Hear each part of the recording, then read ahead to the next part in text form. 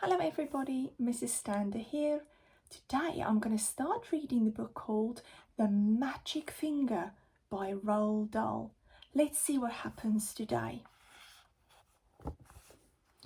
The farm next to ours is owned by Mr. and Mrs. Gregg.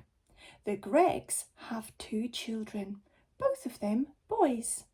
Their names are Philip and William. Sometimes I go over to their farm to play with them.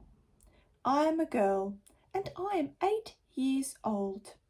Philip is also 8 years old. William is 3 years older. He is 10. What? Oh, all right then. He is 11.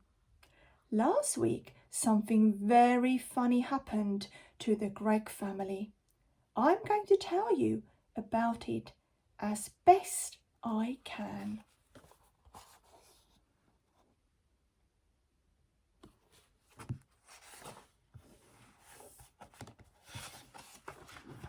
Now, the one thing that Mr. Gregg and his 2 sons loved to do more than anything else was to go hunting.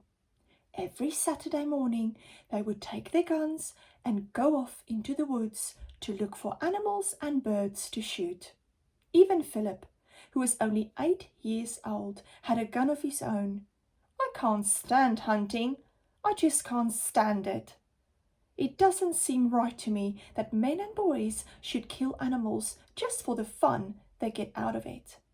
So I used to try to stop Philip and William from doing it. Every time I went over to their farm, I would do my best to talk them out of it. But they only laughed at me. I even said something about it once to Mr. Gregg, but he just walked on past me as if I weren't there. Then, one Saturday morning, I saw Philip and William coming out of the woods with their father, and they were carrying a lovely young deer. This made me so cross that I started shouting at them.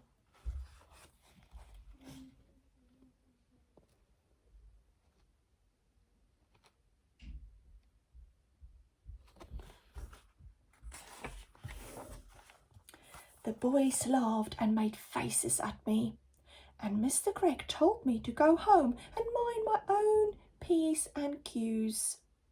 Well, that did it.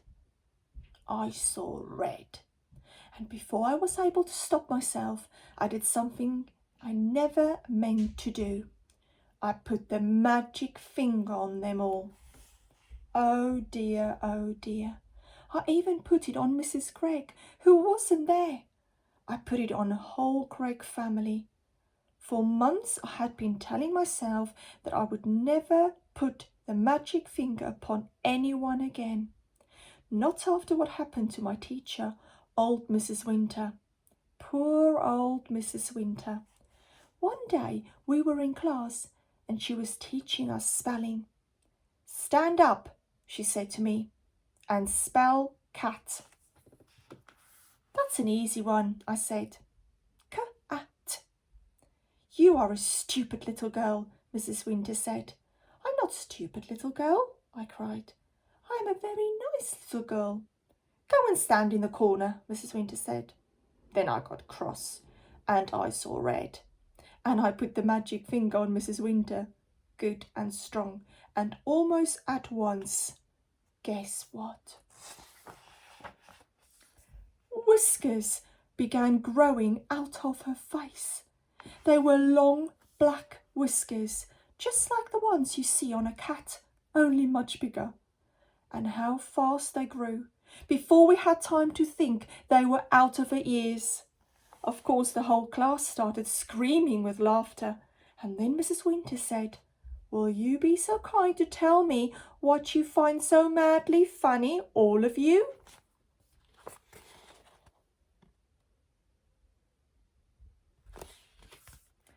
And when she turned around to write something on the blackboard, we saw that she had grown a tail as well. It was a huge, bushy tail. I cannot begin to tell you what happened after that. But if any of you are wondering whether Mrs. Winter is quite all right again now, The answer is no, and she never will be.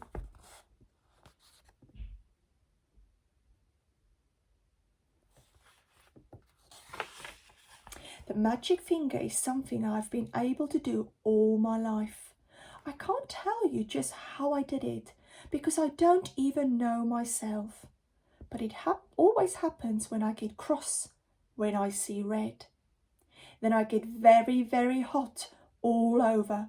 Then the tip of the forefinger of my right hand begins to tingle most terribly, and suddenly a sort of flash comes out of me, and quick flash like something electric.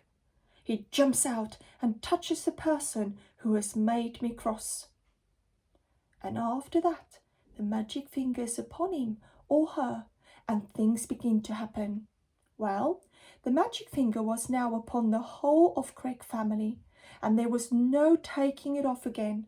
I ran home and waited for things to happen. They happened fast. I shall now tell you what those things were.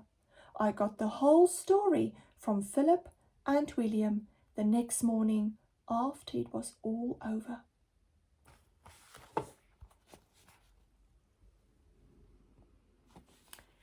Join me next time to find out what happened next.